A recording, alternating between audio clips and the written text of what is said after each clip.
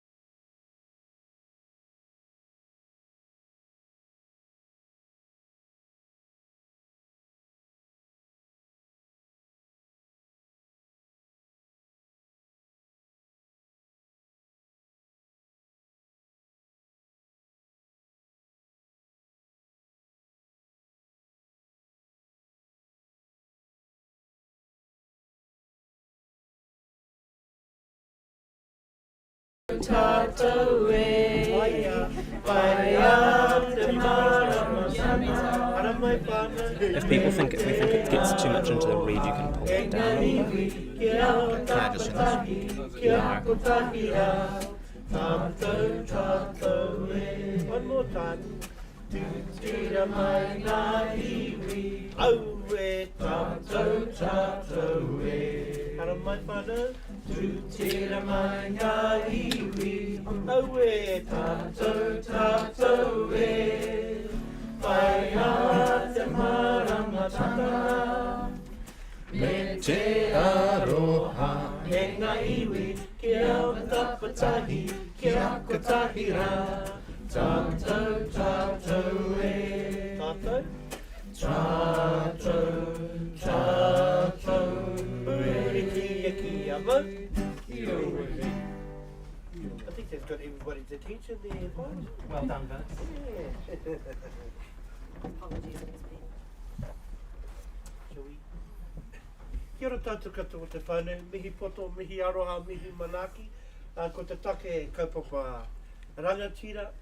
Rangatira te kaupapa, rangatira te whānau, rangatira te manaki, rangatira te whakaro, and rangatira te huihuinga. E mihi poto tēnei, I roto anō te āhuatanga o te whānau mihi atu tō tātou prihiteni, Melanie, nau mai hoki mai ki te kāinga, e te Jensek Makaere, tēnā koutou, and all of our whānau who came from Pōneke, and also last but not least, saving the best for last, Tamaki Makaure, tēnā koutou, tēnā koutou. What a resounding, wonderful support, and also our wonderful chair waiting so patiently over here as it always does. Paula, tēnā koe. Hey, nau mai hoki mai, welcome home to you as well too, Michael. So without further ado, I'm just going to adopt this kariki over here because we can see it. I'm sure we can all say it and we can all share it.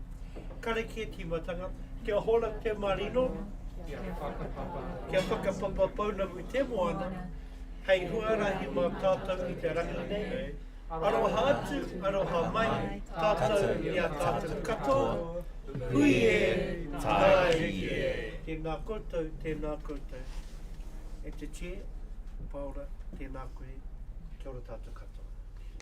Kia ora, Vince. Thank you very much, and kia ora koutou, comrades. Really great to be with all of you, and haere mai, haere mai. It's a really great opportunity today to be able to launch the campaign for this year for the PPTA, which is Invest in Teachers, Invest in Aotearoa. But before we get into anything else, I do want to acknowledge special guests that we have today, and we'll be hearing from a few of them as well.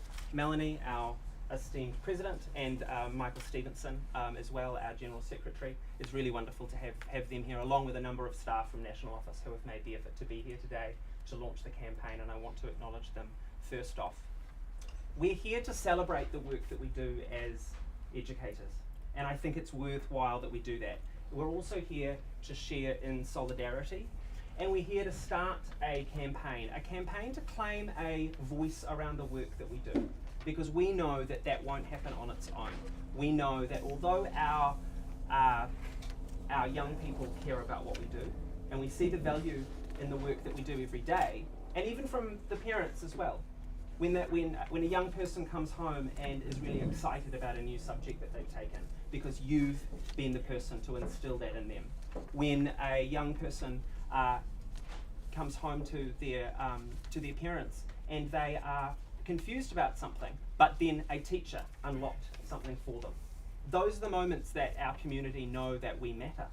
And yet, somehow, sometimes we find ourselves in a situation where we know things are getting tougher, and we know that with the cost of living, things get harder for us as working people as well. And that's part of the reason that we're here today as well, because we are needing to say, quite boldly, invest in teachers, invest in Aotearoa. And I think we can say it either way around as well, because we have to be firm that we cannot hope for an investment in Aotearoa. We know that we can't have a hope of having a country that will be well educated and that can have a hopeful future without teachers in the classroom doing the work now and able to continue doing that work in a sustainable way. So we're here both to talk about the enjoyment of the work that we do, and claim that, but also talk about the investment that we are needing. Now, a little bit of housekeeping. We do have a live stream going. There may or may not be opportunities for questions. That will be up to any of the speakers. The format today will largely be hearing from some of our esteemed guests to hear a bit about the campaign and hear some more of the messaging behind the campaign, and to perhaps hear a bit about the campaign going ahead. And we'll also be hearing from 4 teachers, from 4 people currently working in the classroom. And I thank them ahead of that for them being willing to share their stories today. And I've encouraged them to be both affirmative about the work they do, but also really honest about what the current struggles are, because we need to be starting that conversation. In terms of a little bit of housekeeping, when you're not drinking, do be encouraged to use a mask. It's important for us to maintain those protocols. Toilets, you'll find toilets kind of in both directions, both through here as well. We've got a series of 1-pagers, which for some strange reason I've locked in the other room, but I'll put that down to me trying to sort all of the AV setup while things were happening. But I will grab that now actually. So we've made this up as a way of summarising the claim, because as well as wanting to talk about the campaign today and start something of a dialogue around the messaging that we're needing to be presenting, we're also wanting to make sure that all of you are able to go back into your branches and back into your communities as well, actually, and talk confidently about the aspects of the claim and how they impact different teachers. So I'll make sure these are available to you and not hidden away, and that way you can take these away back to your branches. I've printed a good number, and I think that it's important for us to continue to become confident talking about the details of the claim as we've put forward, because the negotiations, as you will probably know, have already begun, and that's why we are able to start the campaign today. We do have a photographer, Chris, roaming, so thank you, Chris, and he'll take some photos as we go along, and if you're not keen to be in any of those, just let us know and we can make sure that you're not in the photos that are passed on. Without further ado, I'll return back to my run sheet here, and I'm able now to welcome Melanie. Melanie's been our president 3 years now. I think it might be in your 3rd year that you've been. Second year, don't get ahead of myself, just been re-elected perhaps, or hopefully soon. Hopefully soon. We've got our elections happening soon, I understand, but you will know Melanie from having been out in your branches. You'll know Melanie from the really positive way that she presents what we do in the media. So without further ado, I'll welcome Melanie to talk a bit more about the campaign. Thank you.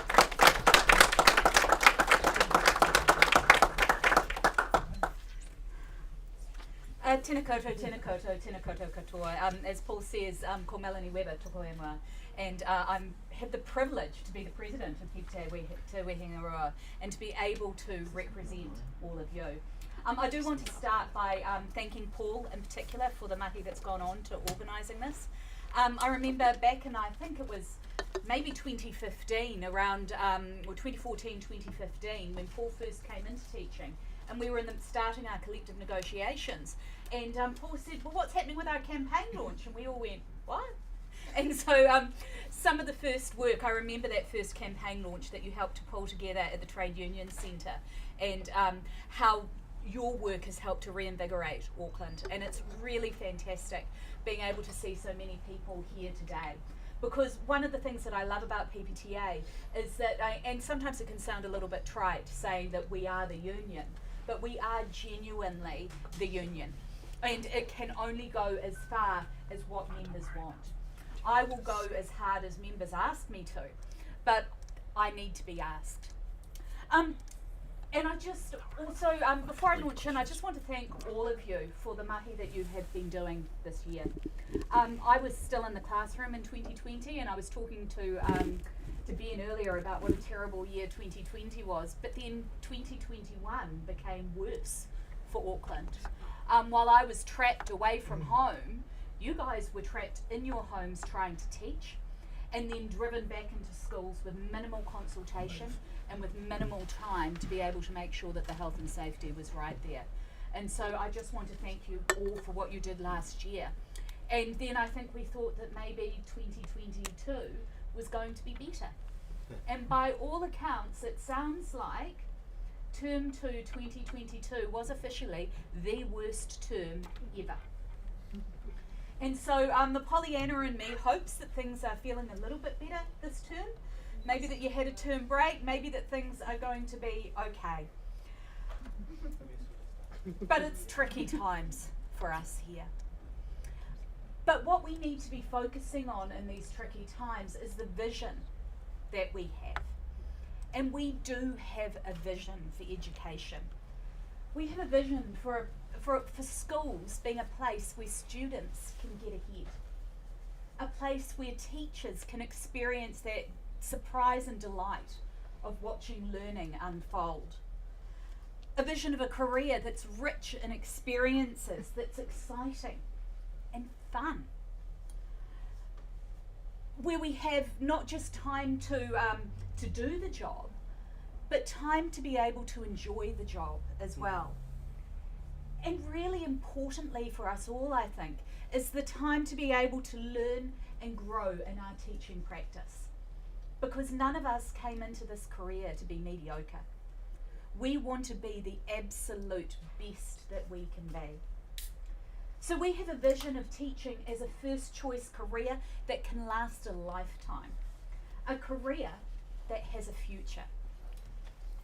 And I think that's really important because teaching is about all of our futures. And when I say all of our futures, I'm not just talking about teachers.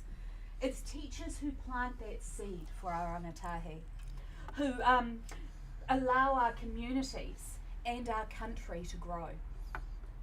Because when we invest in teachers, we invest in Aotearoa. And now more than ever, we need to be investing in Aotearoa. Teachers are at the heart of a COVID recovery that doesn't necessarily always feel like a recovery at the moment.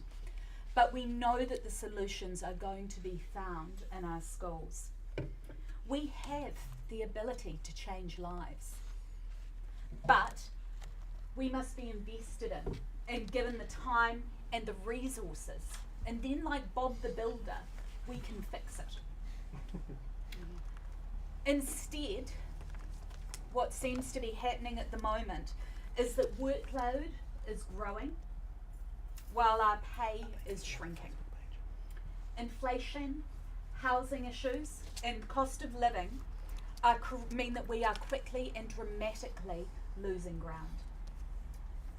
And as a result of this, we are struggling to staff our schools. PPTA does a survey each year where we survey principals about what's going on in staffing. And we surveyed slightly later this year, closer to May, because of what was going on in term 1. Little did we know what term 2 had for us. But in that survey, more than 80% of the schools that responded had advertised teaching positions in the school year prior to May. So in other words, they'd had to advertise for positions while school had already started. And that was actually 396 actual vacancy positions in our schools. About 5 applications on average were received for each position, and 2 of each of these were from overseas, remembering that the borders weren't yet open for those at that point. More than 10% of positions actually had no applicants. Almost a quarter of positions had no suitable applicants, and almost 30% had only 1 suitable applicant. Horrifyingly, and I had to check with Rob Willits how this actually works, 45 appointments were made by schools who said they had no suitable applicants. So they were appointing despite the lack of suitability. 36% of schools had employed untrained or unqualified teachers because they could not find trained and qualified staff, and they just needed someone there in front of the kids. One principal commented that attracting applicants to STEM positions was impossible, and they were really worried that they were going to have to appoint teachers who were not up to standard because there was simply no other option. Another said that the situation regarding the employment of teachers had never been so dire in their 12 years as a principal. They said it's catastrophic when you advertise an English position in a central Auckland school and there are absolutely no applicants. For the sake of our rangatahi, we need to turn this situation around. Teaching can be a fantastic, extremely rewarding job, but we need to be able to recruit top graduates and keep them in schools by ensuring that the profession is highly paid, has exciting opportunities for professional growth and career progression, and has a healthy work-life balance. Our ākonga have a right to specialist teaching throughout their secondary schooling.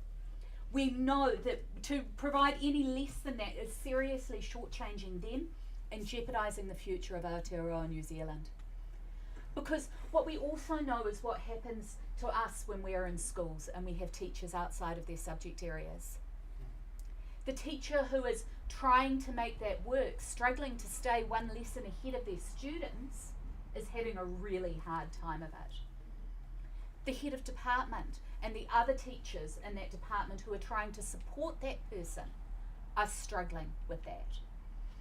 And even the most competent, diligent teacher who is breaking themselves, working all the hours that are sent in order to be able to have lessons there for their students, is going to be unable to excite that surprise and delight that we want in our students, because they're just going through and getting things done.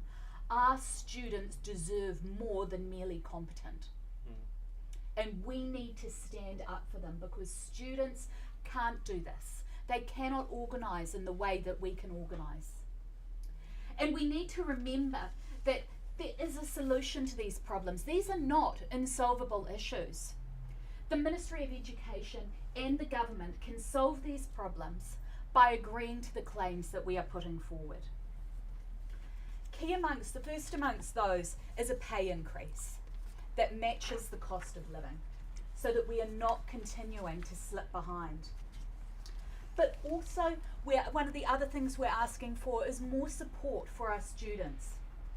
The wellbeing report that went to Treasury, that Treasury had prepared in April for preparing the budget, talked about the proportion of 15 to 24-year-olds who are exhibiting high or very high levels of psychological distress.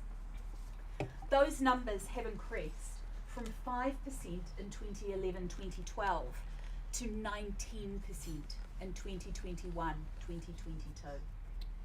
And I think we've been seeing that playing out in our schools.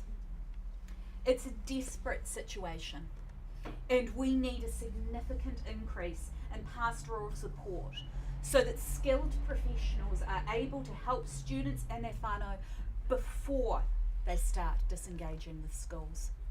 In so many spaces at the moment, we're in a place where we are all too often halfway down the cliff before we're able to support students. It's been coming a lot for me recently around the attendance stuff, where they start talking about, about how important it is that you're making contact with whānau as soon as attendance slips below 90%. Because when they're talking about, when you hear that on the news, when they're talking about irregular attendance, they're counting irregular attendance as anything below 90%. I know even pre-COVID, I was struggling as a dean to keep up with making contact home with attendance that had slipped below 80. Below 80 was the point at which I knew I absolutely had to get in touch with home. There's a big gap in there. And that if we can pick up those between that 80 and 90%, we can make a significant difference. But we need help with this, to be able to be making those connections with whānau. And so that's a really serious claim in there, to have the supports that we need to be able to support rangatahi in the way that we want to be able to. And that's one of those ones that I would really urge you to be thinking of. Teachers are the absolute worst when it comes to asking for things. All too often we are sacrificing ourselves and our families for our students. And I think we need to remember that these are the things that we need to make sure we are able to serve those students in our classrooms. In terms of investing in us to be the best that we can be, we've got a claim in there as well around professional development, giving us time to engage with professional development so that you've actually got a time allowance that you are able to use for that, that you're not having to squish it in on top of a whole heap of other things that are happening. Then the other thing I'm wanting to talk about is the is around how we can support our kaiako Māori and our Pacifica communities. And that's something that I know that Tina will be talking a bit more about as well. And that's the, sorry, just losing my notes here. I do have notes. That's that idea when we're thinking about sticking up for our students, is the idea that every student has a right to be educated in a culturally diverse and welcoming environment. Most of our kura are putting a lot of effort into acknowledging and valuing students' different ways of knowing and doing, and incorporating cultural experiences, histories and perspectives into teaching and learning. However, as with many aspects of our school system, there's a need for more resourcing, particularly for kaiako Māori, who are often expected to undertake tasks and responsibilities beyond those that are expected of a teacher who does not identify as Māori.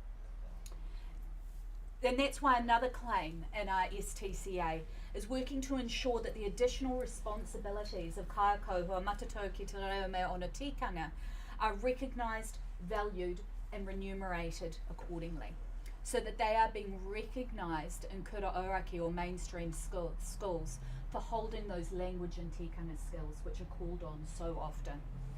We need a teaching workforce that reflects our communities. And that's one of the reasons we've also got Māori and Pacifica community liaison roles in there. So effectively that's additional staffing that will allow, will mean that there is someone to support Māori and Pacifica students and their whānau to engage in schools. So making sure that that is remunerated with time and with money to be able to do that liaising. I've been talking, I always want to be quite positive around things, but it's hard to be positive at the moment, because while we have that vision, there's a long way to go to get there. But I think if we believe in it, if we work together asking for it, and if we stand strong on what we need, we will get there. Because we need to invest in teachers if we are going to be able to invest in Aotearoa and achieve what we want. We want the absolute best in our classrooms. We want more people like you in our classrooms, and we want to keep you in our classrooms. So please, I'm really hopeful. I'm a super Pollyanna, and I'm hoping that what will happen will be what happened actually when Paul first organised a campaign launch, where we launched the campaign and then very quickly we got an offer and we settled. So maybe because we're talking such great sense, the ministry will say sure, and we'll go great, and we can all get back into our classrooms with more resources. So let's all hope for that. Kia ora.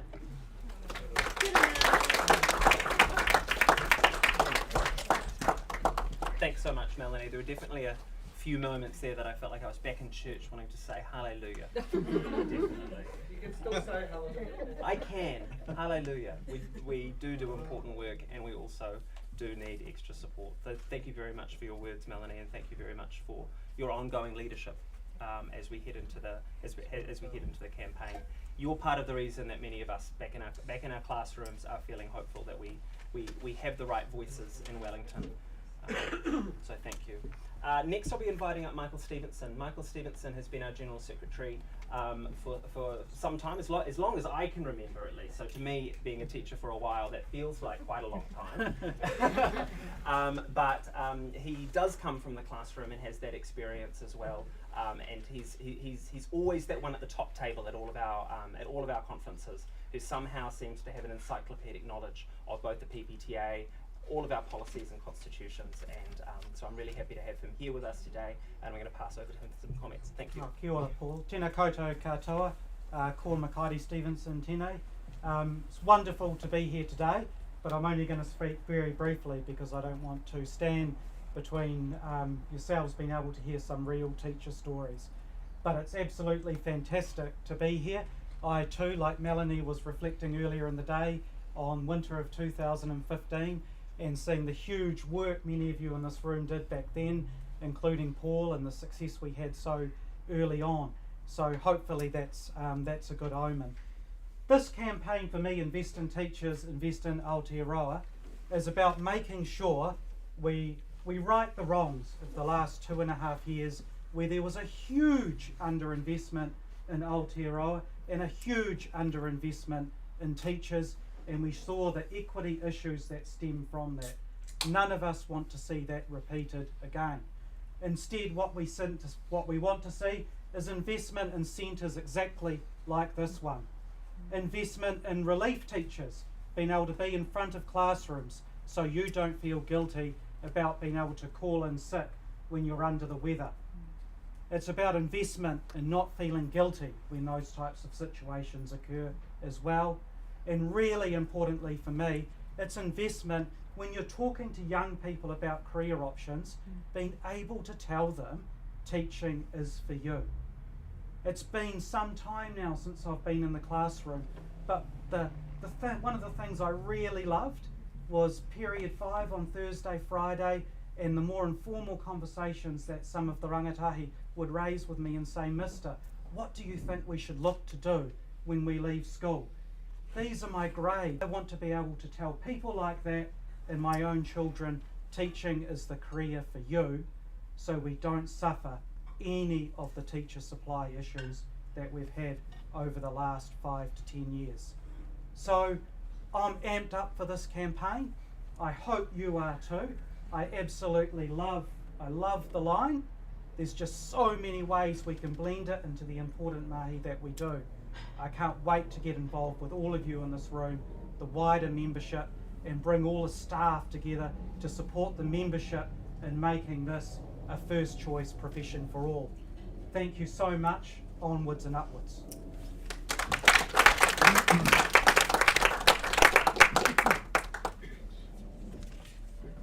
I'm going to take that, Michael, as you offering to be the loud hailer at our first march up Queen Street. You seem very much ready for that, and thank you for your words today.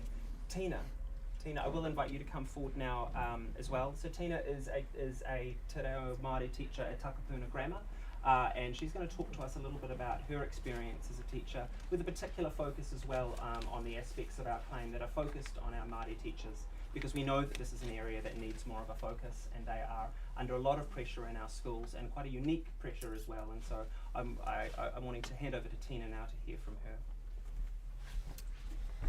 Mauri ora koutou, e tūnei au kia tautoko o te kaupapa o tēnei pō. He rere timatanga o tēnei kaupapa, pina tia te kaiako, kia whai pūtia. I stand here to tautoko our kaupapa for tonight, which is our launching of Invest in Teachers, Invest in New Zealand. I stood here maybe a couple of years ago as a new teacher, and I stand here now as a Māori teacher. So tonight I wanted to talk to you about the other jobs that we are required to do as kaiako Māori. And not that we ever don't want to do them, it's just that in order to ensure that things are done correctly and under tikanga, we put ourselves forward. So if quite often I go through a day where probably 4 translations of something will come up. Someone will go, oh, I know you're busy, but can you just translate this, and can you just check this primary, and can you just do this? And I do it because I want it done properly, and I want to support the cause of our school. And I'm not only investing in our children, I'm promoting my culture, I'm promoting who I am. So often it is a lot for us as kaiako Māori to not only put ourselves out there as people, which I'm not sure chemistry teachers or English teachers do as a subject. We're not teaching just the subject, we're teaching who we are and what we're about and sharing that with you. And as you go through understanding more about mātauranga Māori and what it brings to a kura and how it connects to a kura, you'll understand that a little bit more. You may already do see the connection with our people. If I got $1 for every time somebody asked me for a translation at school, I'd probably earn more than I do as a teacher, sadly. And not only that, we go to school and they are our children. And it doesn't matter where they come from, they are our children. And we play the role as the mother, as the auntie, as the older cousin that needs to put them in their place. But we connect straight away. And a lot of that has to do with the expectations of their whānau. So we bond with their whānau. Generally we know their cousins, their uncles, and so we have that commitment or responsibility as part of our culture to support them. So when we see some of the claims coming through, matatau reo me ona tikanga, that gives us an opportunity to be recognised in that space, because it's not often that we are. And also the odd song, the karakia, the karanga, the haka, and all those other kind of little bits and pieces, but they actually make up the school's identity. They help create tūranga waiwai for that kura and give those kids a sense of belonging, which if we look in Maro, you look in Te Aho Matua, you look in any kind of curriculum, that's really important for their growth, especially now, especially right now when things seem to be toppling all over them. They're going through a lot of well-being issues and academic support. So that's really important, and we're really thankful to be in a space where those are actually getting recognised by our union. Mita is another thing. I would say I had the privilege of being a kura auraki, where we have a lot of room to move and we are supported by our kura. But in kura kaupapa Māori, Mita means that you're delivering 80% plus of your lessons in te reo, but you're not delivering te reo as a lesson. So you're covering 3 or 4 different subject areas, and it requires a lot of time spent on understanding how those subjects work so that you can deliver it in a really fulfilling and robust way. So we're really thankful for that too, to be in Acclaim this year. Māori, I mean, in terms of us kaiko Māori, we're used to fighting for things in a nice way. We have uncomfortable conversations with some teachers and some principals, and at the moment there are a few kaiko who are experiencing those uncomfortable situations at their kura and trying to manage those in a way that looks after their children and their mana and the mana of those that they're dealing with as well. Quite often we're by ourselves. We don't have that other person to bounce ideas off from that perspective, because we have a collective responsibility, and so that's quite hard for kaiko Māori too. Like I said, we're fighters, and like our last one, quite happy to keep fighting. Kind of threading Chris Hipkins at my last speech at Aotea Square, and not much has changed really. So yeah, I say get in there, do it, because I mean, if we don't do it for ourselves, what we're doing is allowing and enabling the Ministry of Education to keep piling stuff on top of us without us having that voice. And so with COVID we've been through, we went online, we did what they told us to do, we went online, in classroom, mask on, mask off, no direction, taking it on our shoulders, doing what we are doing as people and teachers without the support. So, I'm not going to swear, but yeah. Oh, yeah, whawhai tonu. Kia ora, right on. Kia ora.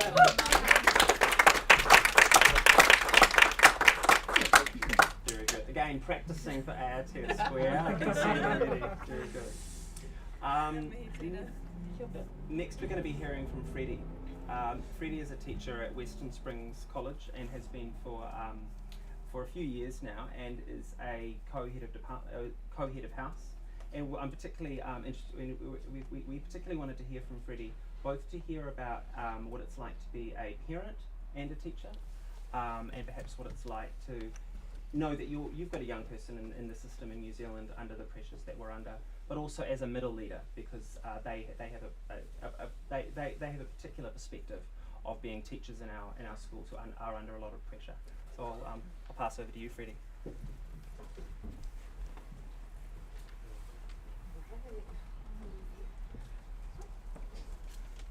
Alright, kia ora. I'm called Freddie Simpson aho, no Western Springs College, ngā kura o Waira, no Tamaki Makoto.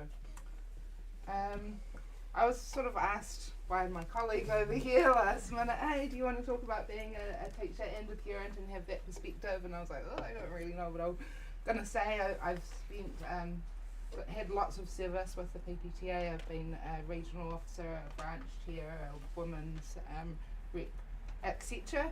And I've had to take a bit of time out this year. I finished my masters last year, and so this year during COVID, alright, writing a masters, teaching online and parenting online is just like, I can't even explain what that was like. So I've taken a step back, and I'm not 100% up to date with the claim at the moment. So I was a bit taken aback, like, oh, what am I going to talk about? And so I have prepared notes, but I'm completely unprepared, because as a middle leader, You have no idea what the last 3 weeks of school has been like. Alright, you put like, you know, your 90 minutes aside to do your marketing or whatever, and that's bang, bang, bang. You know, Melanie mentioned the impacts, the psychological impacts that our young people are going through, up to 19% at the moment. And that's what we're dealing with on the short phase. So that's the ongoing impacts of COVID on our young people and what middle leaders are doing and why we absolutely need more support. And again, Melanie talked about attendance. So keeping up on that attendance, like there is a lot of sickness at the moment, you know, kids are genuinely unwell. So like that's just a workload on top of. Alright. So I went into teaching because I come from a family of educators, etc. I was drawn to pursuing my own academic curiosity, and that naturally led to a desire to go into teacher training. Obviously, I'd like full strong believer in the notion of lifelong learning and providing every young person the opportunity to foster their own curiosity about the world around. We're working with young people, and I feel absolutely privileged to do that every day. Specifically as an English teacher, I love the power of the word and fostering a love of literature and reading and of really strong written skills, so that's what I'm into. For most of us, teaching is a vocation, and I've had that conversation at school quite a bit lately, and that's why we often give way more than we receive. Often as teachers we're sacrificing our own family time to improve the outcome for our students and for our profession. So again, I'm here tonight, my child's at home cooking herself dinner. And I think that's really the challenge of being both a teacher and a parent, and you know, the ongoing impacts of the pandemic that are visible daily. You know, when you're at home learning to teach online, your child's in their bedroom, you're hoping that they're getting an education in their room, which they are. Like my daughter's teachers were absolutely incredible and kept her engaged. But as a dean, I know how hard that was for parents out there as well to engage.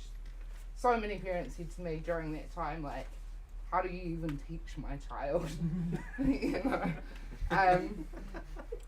So that's and the ongoing impacts of the pandemic are still visible daily. So yes, we've had lockdowns, we're not doing that anymore, but keeping track of who's at home, teachers who need to be out, as Michael said, not to feel guilty for being out, all of those things make it way more complex. The messages that I've thought about are kind of pointed as a middle leader to the community, so I really wanted to say what do I want the community outside of teachers to know about what it's like for us. And so my message to them would be to get behind teachers, to absolutely understand that we have your child's best interests at heart. Would love parents to engage in the community and to ask questions and to engage with us, but also we want them to trust our professionalism and understand that we want every student to succeed, whatever that success might look like for each individual. So really we want the communities to support us and to support us on the basics of life skills like punctuality and helping young people to take responsibility for their own action or inaction, so that we can focus on the most important part of our mahi, which is the teaching and the learning. And also, you know, equity. So many of our children are hungry, you know, so that if families, you know, I'm from in this community, if you're in a position to donate to schools, you know, whether it is uniforms or school donations or school or food, you know, to do so, but that's also a call to the ministry to say, actually, there's equity and this is what we're dealing with. How do we, all those complexities of our society. Other people in the community that don't have children, reach out. You know, as educators, we want to foster stronger relationships with our communities, to have our students and to get our students to give back. So that tato with others, providing opportunities for our kids to volunteer for the betterment of society, offering services and having that conversation so maybe people understand what it is like in education. And that kind of leads to this point that I think in our society with any issues concerning young people, the perception is that schools should be fixing the problem. And schools is really certainly important and provide, you know, a huge sense of belonging for young people, but we do have our core business of delivering the curriculum and delivering really, you know, education. I think I was, went out with a teacher recently and, you know, they were talking about someone in the supermarket at a primary school level, you know, oh, my child can't tie their shoes, why aren't they teaching shoelaces, why aren't they teaching that at school? You know, so it's always like we have to fix all of the problems out there and we actually want to teach. I could talk about the cost of living pinch was one of the things, and I grew up in this area and teach in this area, and it's getting pretty tight with groceries and cost of living. I don't own a car anymore. It actually got stolen, and I haven't replaced it because of look at the cost of petrol and sustainability reasons. I've actually decided to change my ways and to get out there and get on the bus. But it does also mean that my options for grocery shopping are more limited, so I can't drive to Pack and Save and get a cheaper deal.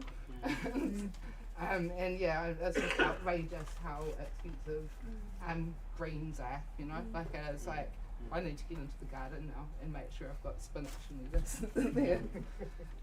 So, you know, all of those things, I don't own my own home. I live in an area and work in a community that I probably will always be out of my reach now, but a community in an area that I absolutely love, and so therefore I live in a home that I have to manage, you know, damp and mouldy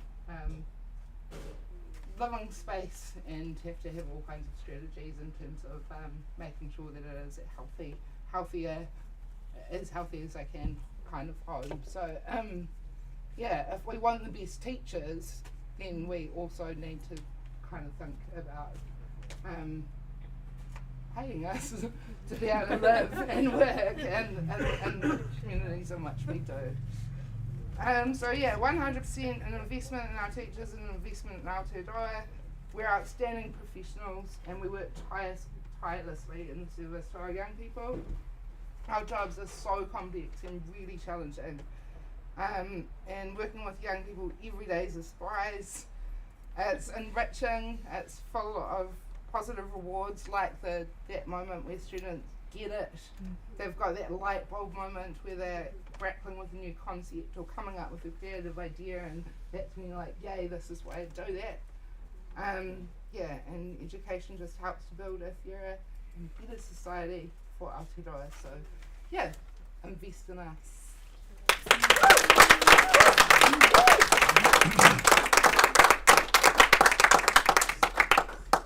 Kia ora, thank you, Freddie. We've always valued your mahi as part of the PPTA. You've given so much, and even though you've been away, please know you'll always be welcome. Always be welcome on TMAC, and it's great to have you here. And I think that the authenticity that you share with us today reflects that, particularly in Auckland, we're in danger of being priced out of the community that we are really committed to and that we continue to work in. And I think that's important for us to reflect on in this campaign, particularly for Auckland. So thank you for that. Next we'll be hearing from Chantal up here, who is on TMAC with us and is a very valued part of our team. And it was very recently an award winner for our branch activism. So we're very proud of the work that she's been doing, particularly at the branch level, but also regionally. And she comes from an intermediate perspective, but also the perspective of a parent. So thank you for joining us, Chantal. Thank you. Ko Chantal tuku ingoa.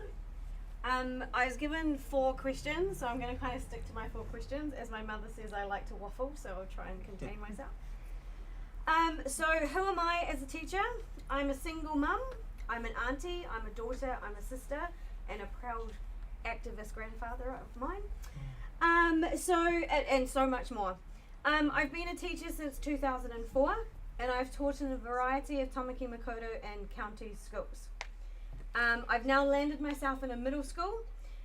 It's on the border of eastern and southern wards for Tamaki Makaurau, if you understand the wards.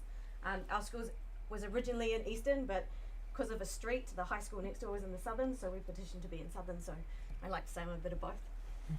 I have taught in counties as well, so hello to my counties counterparts there. Why am I a teacher? I read this question and I thought, oh, can I give my answer? But I'm an honest person, so I'll give you my answer. Simply because I could do a better job than the teachers I had growing up. I literally went to a high school and went, you are crap, like what the hell? I was the kid in the back corner throwing paper because I was so bored and my teachers were so lame. By the time I left high school, I had 3 teachers who actually understood who I was as a person, had an interest in me, and went, instead of saying, you can't do anything, because I'm a Samoan in English, I'm the English one, because there's like the white one in my generation, and that's me. Everybody else looks Samoan, I don't. So as soon as I went, no, I'm German Samoan, I can do this, this, and this, and they went, no, you can't. What are you talking about? You can't do that.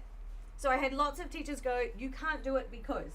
And I turned around and went, I can do it because I'm going to prove you wrong. Because, let me check, being stubborn is a good teacher trait, right? Why do I keep coming back? Why have I been here for 18 years?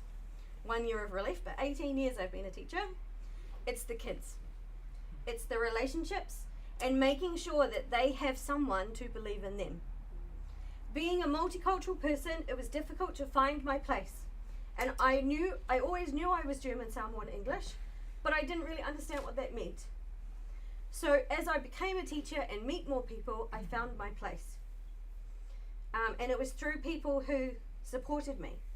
I've worked in education facilities from Decile 1 schools, Catholic schools, Decile 10 schools, West Auckland, South Auckland counties. I've had a variety of jobs. I think it's about 6 schools in total. And I'm now currently in a job that pushes my boundaries that I love. And it's, as of this week, officially the longest job I've had. So 5 and a bit years. The environment that I teach in, I'm typically, there was this term banged around a few years ago, the disobedient teacher. That's pretty much me. I push the boundaries all the time, and I encourage my kids to push the boundaries. We do project-based learning in a modern learning environment. I don't have classes. I have 120 kids and 8 teachers all supporting in the same space. I'm not in a classroom one-on-one with 30 kids. That is not our environment. It doesn't work. It pushes the boundaries. We encourage failure. What was your fail this week? Okay, let's unpack that. Let's work together. What was your fail? How can we do that? We work collaboratively, and that's where those light bulb moments come. With any kids, but especially with the ones that the teacher goes, oh, you got that kid? Good luck. Those are the kids that I thrive with. I love those kids. Those ones that you say, oh, good luck with that one. Those are the ones, they're in my wheelhouse. Come sit with me. What is your fail this week? How can we make that better? What can we do? What are some of the challenges being faced as a teacher, and how does this affect our community and how to support them? The only blessing COVID gave us was that now you know what I have to do all day. I had to manage my kids at home. I had to manage my daughter, who was, she's 9 now, so however old she was the first time we went through lockdown. Her school, online teaching, how do you use Google Meet? How do I log into my iPad? Then I had to manage my kids, 16 kids in front of me because we have a tutor and I'm responsible for 16 kids. Then I had to manage my niece as well. As soon as all restrictions and everything changed, my brother had to go back to work under level 3. I had to manage her schooling too. She's on the spectrum, she needs a lot of support. Her reading level was about the same as my daughter and she's 15. So she needed support. I couldn't manage that. I'm like, what the hell does your teacher train? I'm not literacy trained. I'm a technology teacher. Give me something practical, I can pull it apart, put it back together, that's me. Reading and writing, dyslexic. Yeah. How do we unpack this? How do we put it together? I had to manage 3 different scopes. You now know what I had to do all day. I have to manage my kids, your kids, and try and keep them occupied. You as a parent, you understand your kids. You know what keeps them occupied, why they need to change routine. Okay, you can't do your English right now because you're off the wall. Let's go and do this, and then we'll come back to it. I had to do that with 16 kids at home as well, on Zoom. Like playing games like treasure hunt, go find something fuzzy. I might be waiting 10 minutes for another kid to come back, but they came back with something fuzzy. You know, had to make it engaging. Had to make it engaging for my kids. I had to manage not only the 2 in my house, but everybody else around. Teaching every day is different. There's a little bit there, I've missed that. Had to manage every kid's teaching every day was different. We have similar programs and similar units of work, but we need to make sure they're relevant and exciting to those in front of us, and no 2 days are ever the same. As you know, to be adaptable for what the child needs in front of you, I have to be adaptable for the hundreds of kids that come through me every day, and like through my classes in front of me when we're back in school. The other thing that's facing teachers at the moment, I'm lucky enough to be a teacher who's in charge of the kitchen. The number of kids that I've had to feed this year because they don't have enough food at home has almost tripled. We get Weet-Bix and milk for free.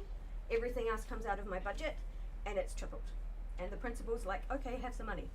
But he's got to find it from somewhere, but we feed our kids. We're not eligible for the government scheme of free lunches in schools, but please put us on that list. How does the cost of living affect me? I'm a single mum. I can't afford to buy a house. I can afford to pay a mortgage, but I can't afford to get one. If I left Auckland, I could buy a house. Still sort of struggle a little bit and get there, week to week, but if I left Auckland. I don't want to leave Auckland, I was born and bred here. I live in Papakura. I live in counties. There's a hole in every wall of my house. I have a window that is not sealed completely. That's telling me it's the news time, sorry. Because I always forget the news when I'm in lockdown, so I need to know where it is. So I have a hole in every wall. I increasingly tell my daughter, no, you can't go get the box of tissues that have got the really fun Disney characters on, or the flowers for the box of tissues that goes in your room. We get the budget brand because it's $2 cheaper, and that way I can buy 2 boxes instead of one with pretty colours on for you to blow your nose on. It's a tissue, who cares, right? 9-year-olds care. I want the one with the characters on. Yes, I make sure my daughter is occupied. She does dancing. It's expensive. She does Girl Guides. It's not as expensive. I was a Girl Guide. That's the one thing I made her do. Thank goodness she likes it. I make it work. My budget is weekly. At the moment, I don't have any sick leave left. I've been working that many times. My sick leave's going to cross over. If my daughter is sick, I don't get paid. That's something I can't buy in the groceries. And that's the reality of my life. I live in Papakura. I live in that house. I used to live in Onehunga before I met my husband. 2-bedroom flat cost me $270 a week.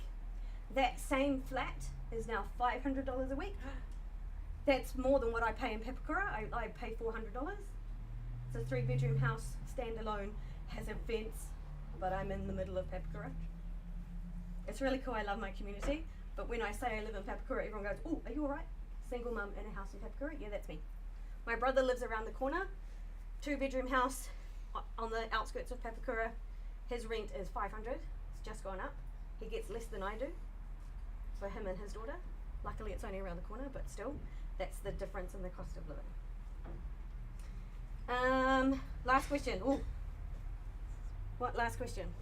What do I agree? Why do I think the investment in teachers and investment in Aotearoa is important? If you treat us well in terms of conditions, fair pay, and we have much less stress, we pass this on to those we are teaching.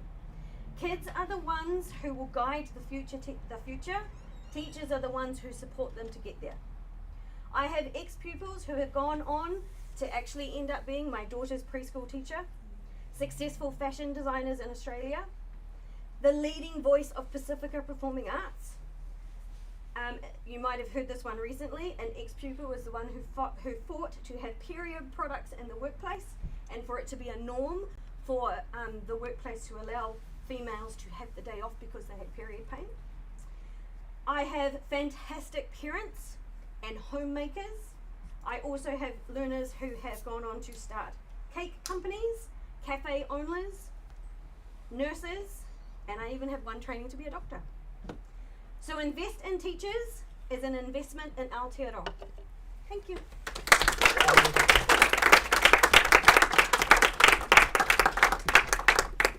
Thanks so much, Chantal. Thank you. There was part of your talk there where I was reflecting on returning back from at least one of the lockdowns and looking across the staff room, and there were either people who looked quite well rested or people who really, really didn't. And I'm sure you can guess what the difference was. So I've continued to have huge respect for all of our colleagues who are parents, because I quite literally don't know how you do it.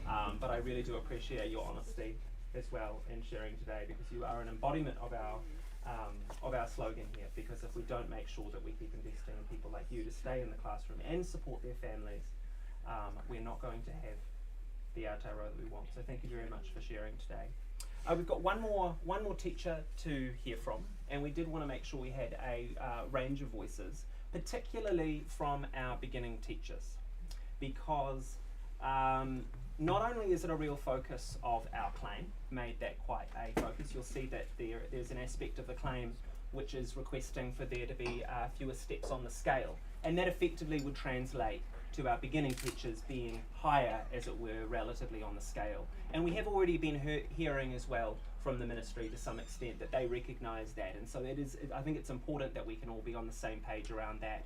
And as a union, there really has been a sense of solidarity for our beginning teachers. And I think connected to that is the fact that they have become teachers during COVID. And I've seen a little bit of what that's like because of our next speaker, because I looked around and thought, who am I going to pick on at the moment to be a beginning teacher at the moment and to be able to speak on this? And I didn't feel brave enough to ask my colleagues at school, and I asked around a few of our comrades on the regional committee and said, we need to find someone. And then I came home one day and I said, Ben. Ben. So I asked Ben because he couldn't say no, really. But also because I think you'll agree he has a unique perspective that he shares very well. So I'll ask him up now.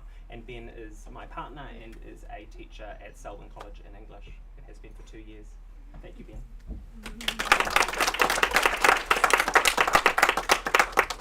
Yes, I just wish that one day wasn't yesterday afternoon.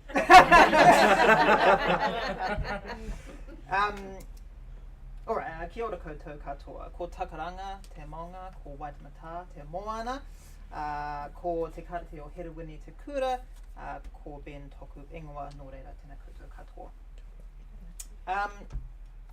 Yes, so I am a PCT too, not quite 2 years, almost been teaching for 2 years. And I'm doing speeches with my year 9s at the moment, and watch as I throw away all of the advice I give them and read directly from a big piece of paper.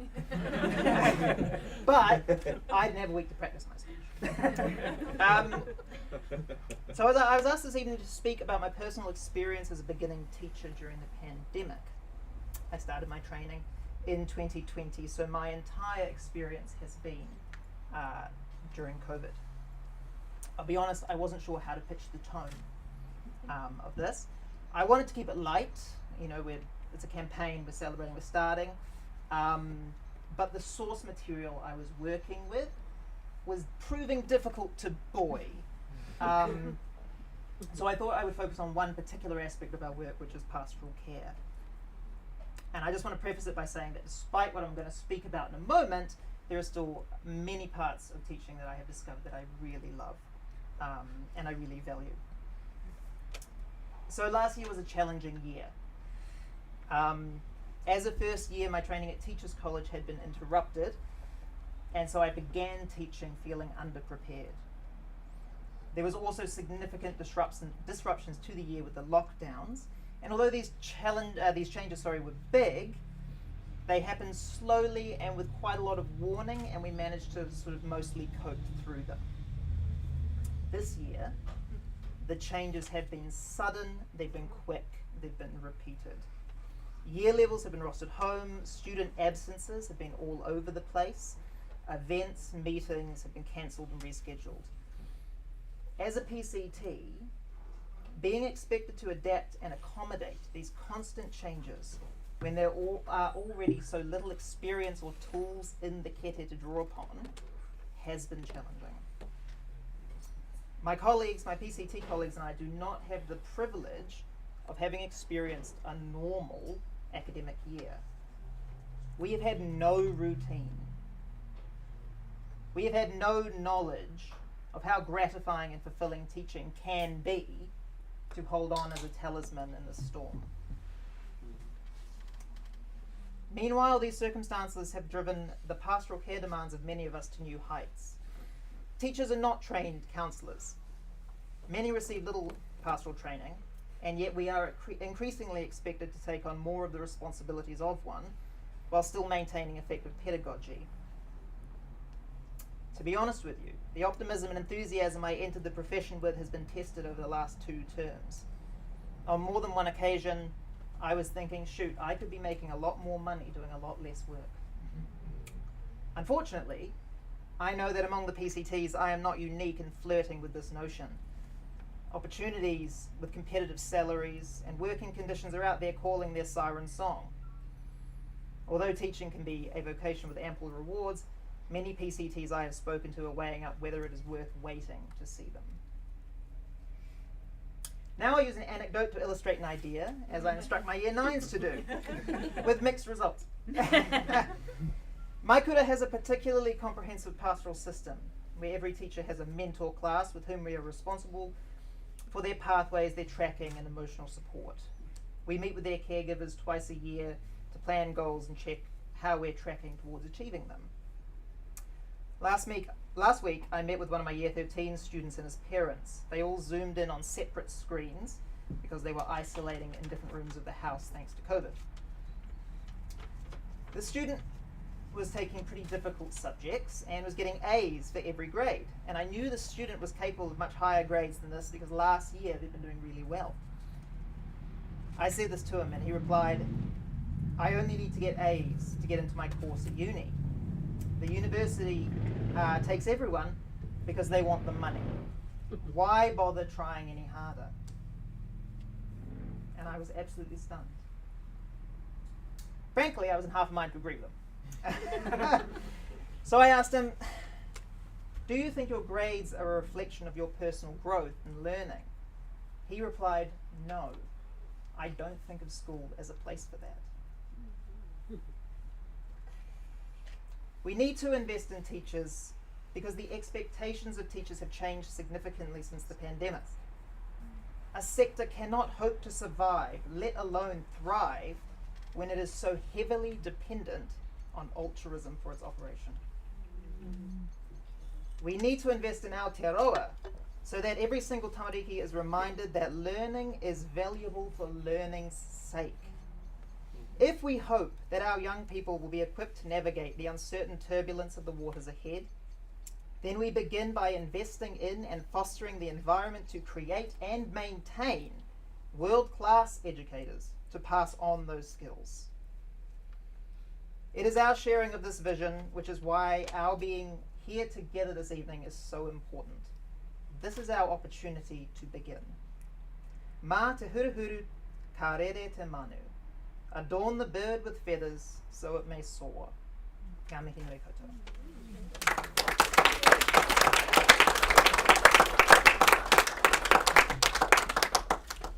Thank you, Ben.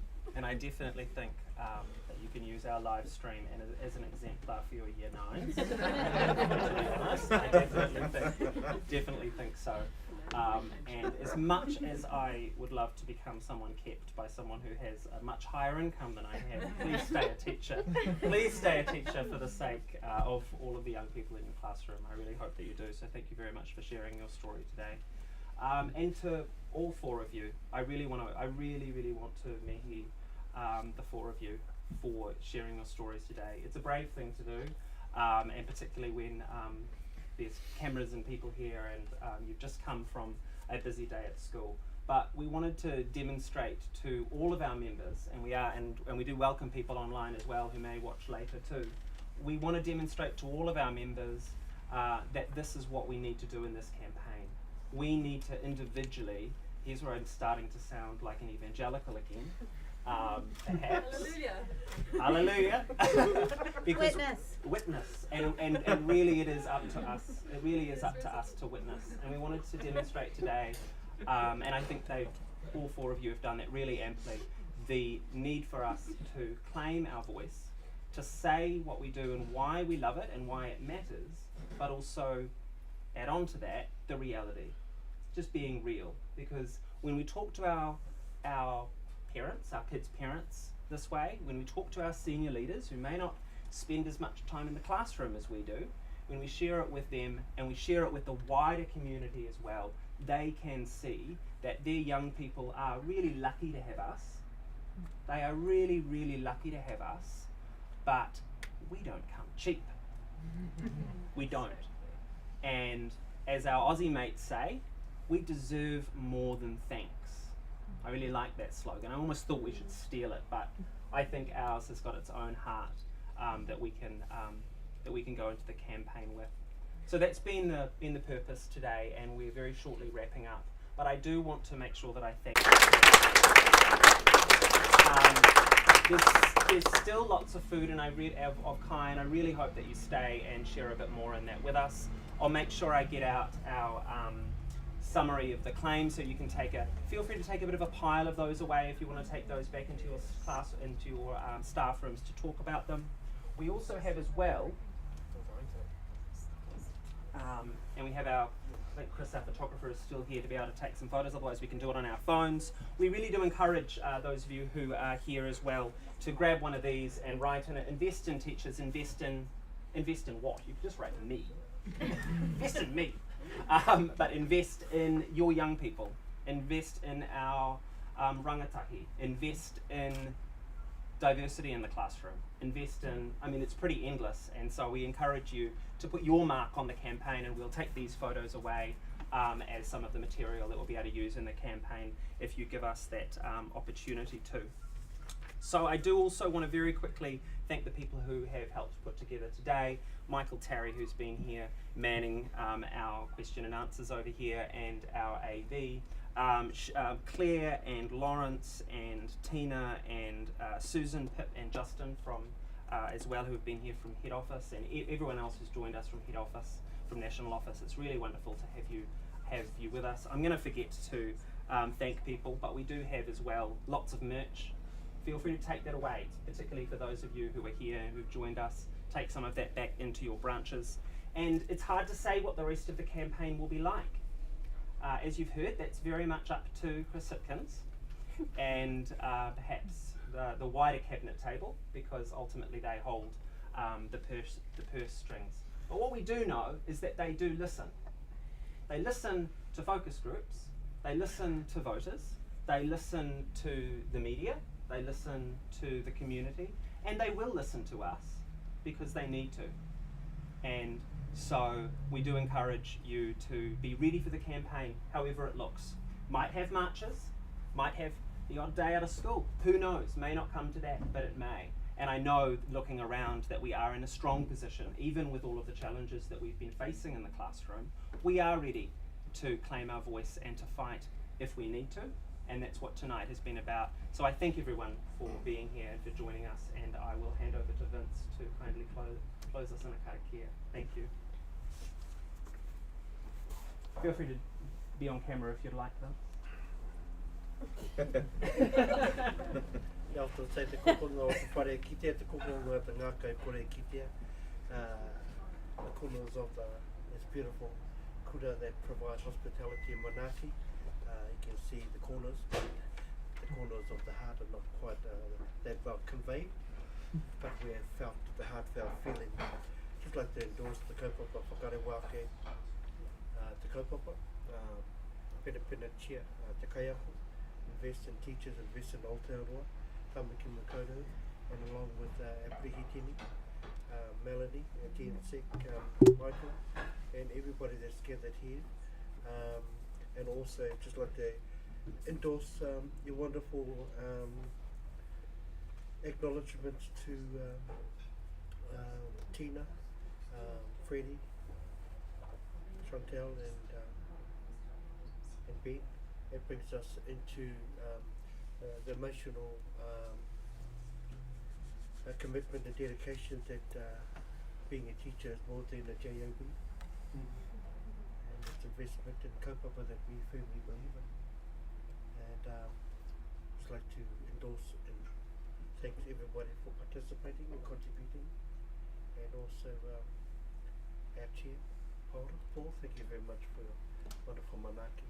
Auntie Shona, Sharon, using the back for putting on a spread of the of manaki tanga tēnā koutou, tēnā koutou. Our karakia is over here, just utilising the resources that we have. Why reinvent the wheel? Sharing is caring. Kia tau, kia tātou katoa. Kia te whai tō tātou ariki ai hukuraki me te aroha o te atua. Me te whiwhinga tahitanga ki te wairua tapu. Ake. Let us celebrate the launch of the campaign.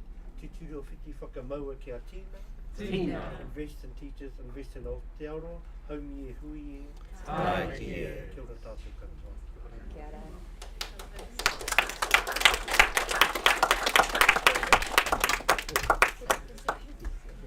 Can I just we're just heating up the savouries at the moment, so they'll be coming back up nice.